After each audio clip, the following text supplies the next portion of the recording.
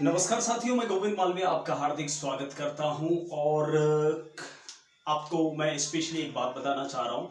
जो साथी इस वीडियो सीरीज में नए जुड़े हैं उनके लिए स्पेशली बात बता दूं कि हम भारत के इतिहास का संपूर्ण अध्ययन कर रहे हैं। एक सीरीज चला रहे हैं जिसके अंतर्गत हमने प्लेलिस्ट में आप जाकर देख सकते हैं, सारे वीडियोस हमने कवर कर रखे हैं जो भारतीय इतिहास से संबंधित हैं। इन वीडियोस के अंदर हमने भारत के इतिहास का प्राचीन काल पूरा का पूरा देखा है। उसके बाद में मध्यकाल के बारे में काफी बारीकी से चर्चा की है कंपटीशन के हिसाब से।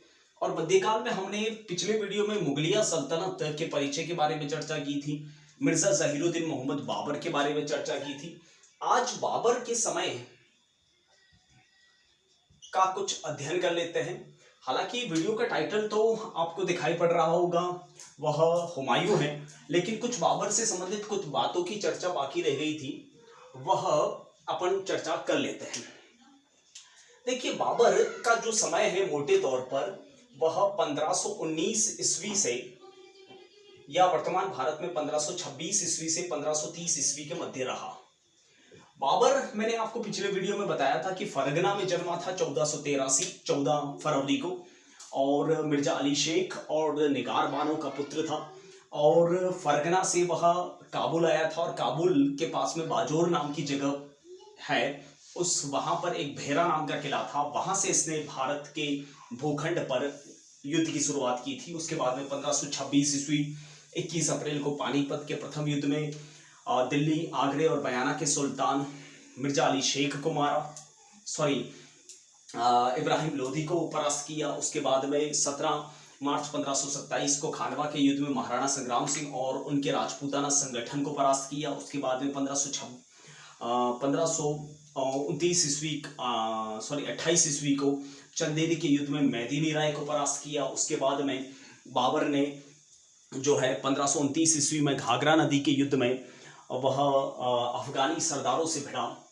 तो बाबर का राजनीतिक जीवन तो मैंने चर्चा कर ली थी। अब थोड़ा सा बाबर की जुड़ी संस्कृतियों के बारे में चर्चा कर लेते हैं। देखिए, बाबर की एक जीवनी है जिसका नाम है तुजुक ए बाबरी, जिसे बाबर नामा भी कहते हैं। ये तुजुक ए बाबरी या बाबर नामा जो है वह मूलतः तुर्की भाषा की पुस्तक है। तुर्की भाषा में मुबाइन शैली की पुस्तक है।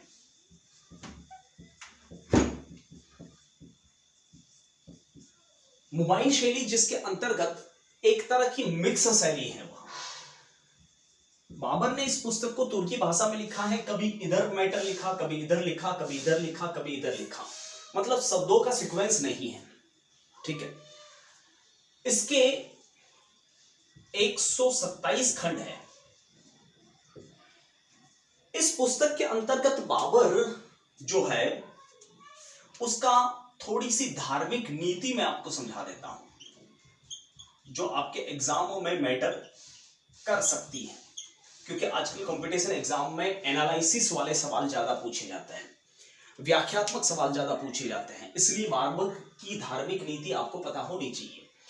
देखिए, बाबर ने अपनी जीवनी तुजुके बाबरी में उसने अपनी धार्मिक नीति इस प्रकार से बताई है। वह स्वयं को, वैसे इस बाबरनामा या जो तुजुके बाबरी है इसका लेखक स्वयं बाबर है, स्वयं को वह गाजी कहता है और हिंदुओं को वह काफिर कहता है, और हिंदुओं के खिलाफ युद्ध को वह जिहाद कहता है, और भारत पर जो विजय है, हिंदुस्तान विजय है, उसको वह गजवा ए हिंद कहता है। अब ये सारी चीजें क्या है वो देखते हैं।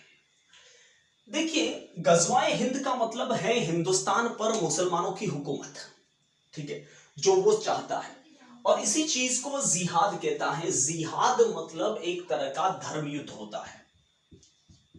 लेकिन वास्तव में जिहाद का अर्थ था जद्दोजहद करना या अपने आप से लड़ना या अपनी बुराइयों से लड़ना। ठीक है, और हिंदुओं को वो काफिर कहता है और स्वयं को काफिरों को मारने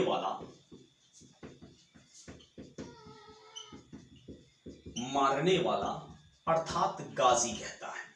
यानी इन सारी चीजों से एक बात क्लियर होती है कि बाबर जो है वह धर्मांध व्यक्ति था, धर्म से अंधा था, या फिर यूं कहें तो राजनीतिक स्वार्थी व्यक्ति था।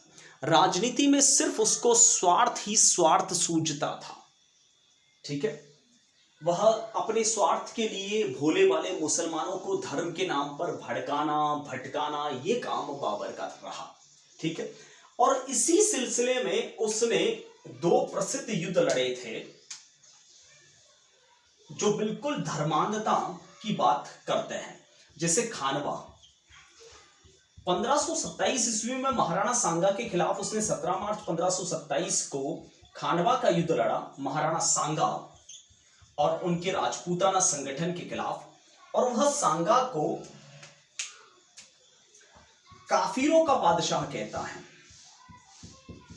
काफिरों का बादशाह नहीं, पादशाह शब्द का इस्तेमाल तुर्की भाषा में होता है। ओरिजिनल वर्ड पादशाह है, नॉट बादशाह। ठीक है, वह काफिरों का बादशाह कहता है और उसके खिलाफ वह जिहाद की घोषणा करता है तथा उसको मारने वाला स्वयं को वह गाजी कहता है।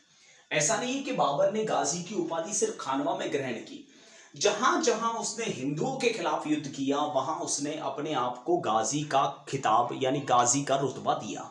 ठीक है, नेक्स्ट युद्ध उसने एक लड़ा था चंदेरी का युद्ध। चंदेरी का युद्ध उसने मेदिनी राय के खिलाफ लड़ा।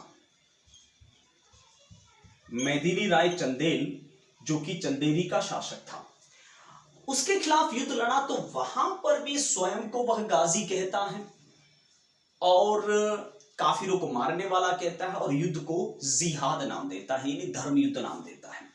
साथ ही साथ उसने चंदेरी के युद्ध में तो हद ही कर डाली थी। उसने मरे हुए राजपूतों का सिर काटकर एक मीनार बनाई और उस मीनार पर अपनी टांग रखकर स्वयं को गाजी कहा, यानी काफिरों को मारने वाला। इन सारी नीतियों से यह स्पष्ट क्लियर होता है कि बाबर धार्मिक अंधविश्वास में पूरा अंधा था, साथ ही साथ धार्मिक रूप से बहुत ही कट्टर मुसलमान था। साथ ही साथ अगर ये दोनों बातें अगर उसमें नहीं थी तो इसका मतलब वो धर्म के बारे में तो जानकारी रखता था, इस्लाम के बारे में, लेकिन दूसरे अपने भोले भाले मुसलमान सैनिकों को जिसको इस्लाम के बारे में पता नहीं, उनको अपने राजनीतिक स्वार्थ के लिए बेवकूफ बना रहा था। ये मेरा स्वयं का विचार है। आप स्वयं भी इस विचार को अगर सहमत है या असहमत है तो कमेंट बॉक्स में लिखकर जरूर बताएं कि वास्तव में ऐसा बाबर की सोच थी जैसा मैं सोच रहा हूं। ठीक है, देखिए इन दोनों युद्धों में उसने जिहाद जैसे शब्दों का प्रयोग, काफिर जैसे शब्दों का प्रयोग, उसने स्वयं को गाजी, गजवाए हिंद जैसी चीजें बताई, तो कहीं ना कहीं उसकी धर्मांधता स्पष्ट नजर आती है। ठीक है, और ऐसा ही नहीं है कि इसने ये कुकृत्य जो है यही किया, इसने बहुत सारे कुकृत्य किए। जैसे मैं आपको बता देता हूं, थोड़ा सा एक्सप्लेन कर देता हूं। इसी का एक सेनापति था जिसका नाम था मीर बाकी शाह। मीर बाकी शाह ने 1525 ईस्वी में रामलला मंदिर तोड़ा।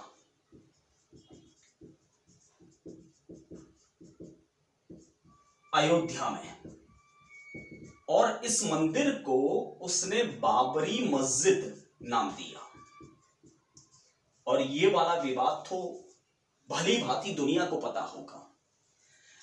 बाबर का एक सेनापति था मीर बाकी शाह, उसी ने 1525 ईस्वी में भगवान रामलला का मंदिर तोड़ के वहां बाबरी मस्जिद का निर्माण करवाया था। और ये विवाद जो है हिंदुस्तान में काफी लंबे समय तक चला और इसी 2020 ईस्वी में इस पर पूरी तरह से पुख्ता फैसला आ गया कि वहां राम मंदिर अब वापस बनाया जाएगा। ठीक है, तो यानी ये जो बड़े बड़े विवाद हैं, इनसे सारों से यही साबित होता है कि बाबर की धार्मिक नीति बहुत कट्टर मुस्लिमों वाली थी, धर्मांध नीति थी, या राजनीतिक स्वार्थ वाली नीति के जरिए वह धर्म को अपने अकॉर्डिंग मोड़ रहा था, तोड़ रहा था, अपना उल्लू सीधा करने के लिए। ठीक है, क्योंकि उसको हिंदुस्तान में हुकूमत करनी थी।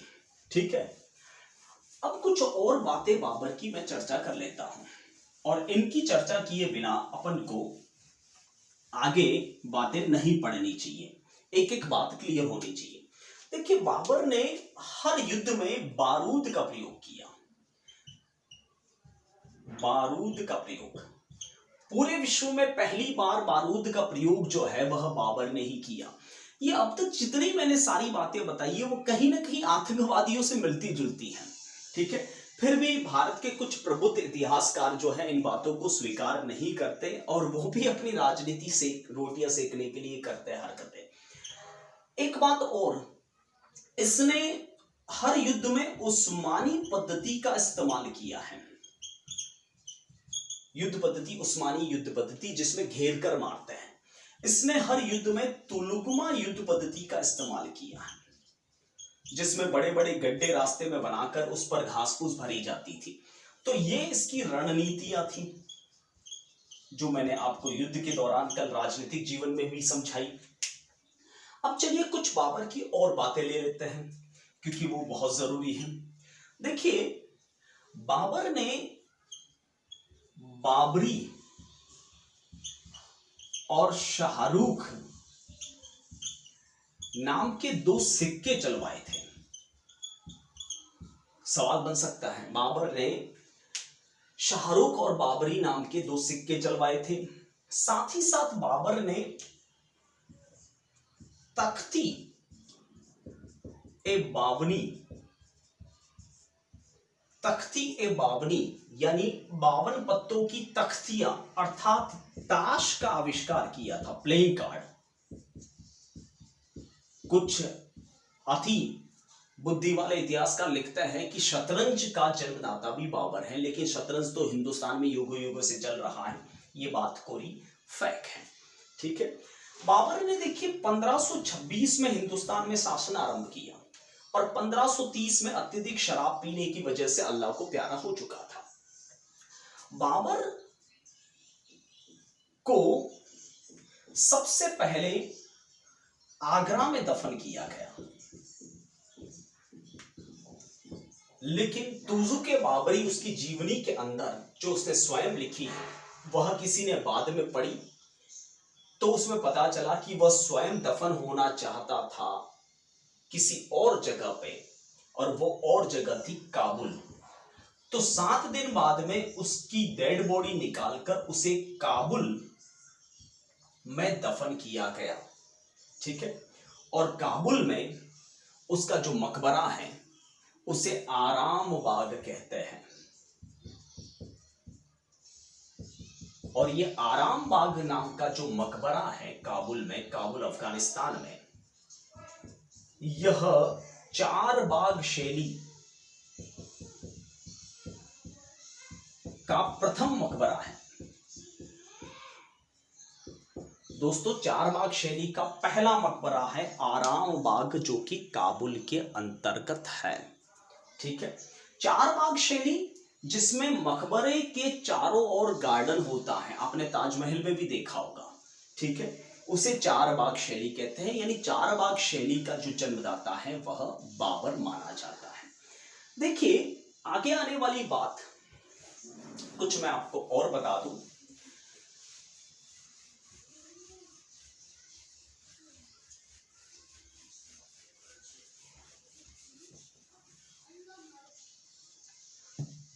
बाबर के 4 शहजादे थे। सबसे बड़ा शहजादा था नासिर, जिसे नासिरुद्दीन मोहम्मद हुमायूं कहते हैं। दूसरा था कामरान खान, तीसरा था हिंदाल खान, और चौथा था अस्करी खान। बाबर ने मरने से पहले अपने भोले बेटे नासिर से कहा था, नासिर, अर्थात हुमायूं से कहा था कि दुनिया में सबसे ज्यादा तकलीफ मिलती है अपनों से, और अपने तकलीफ क्यों देते हैं? क्योंकि कहीं ना कहीं अपनों को लगता है कि ये हमारा हक छीन लेगा, और स्पेशली तकलीफ देते हैं भाई। इसलिए हो सके तो अपने भाइयों के बीच बराबर का न्याय करना। क्या करना? बराबर का न्याय करना। लेकिन स्वभाव से भोले हुमायूं ने, बहुत ही भोला था हुमायूं, अपने राज्य का बंटवारा भाइयों के मध्य किया। यानी हिंदुस्तान का पहला शासक जिसने अपना राज्य जो है भाइयों के बीच में बांटा था वो था हुमायूं। दूसरा, उसके अब्बाजान बाबर ये कह के गए थे हुमायूं से कि बेटा शेर खान से सावधान रहना।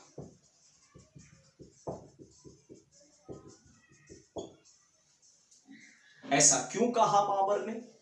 क्योंकि आपको पता होगा, मेरा पिछला वीडियो आपने देखा होगा, ये वही शेर खान है जो बाबर की चंदेरी के युद्ध में बिना मांगे मदद करता है, और ये वही शेर खान है जो बाबर को चंदेरी के युद्ध में के बाद में घाघरा नदी के युद्ध में बाबर के खिलाफ अफगानियों का साथ देता है, और ये वही शेर खान है जो लास्ट मोमेंट में वह बदल जाता है, अपना मोर्चा बदल देता है, अपना पाला बदल देता है। क्या ऐसे व्यक्ति से सावधान रहने की आवश्यकता नहीं है क्या?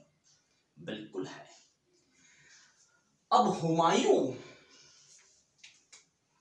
अपने राज्य का बंटवारा करने के अलावा शेर खान से क्या सावधान रह पाएगा? ठीक है, और रह पाएगा तो कैसे?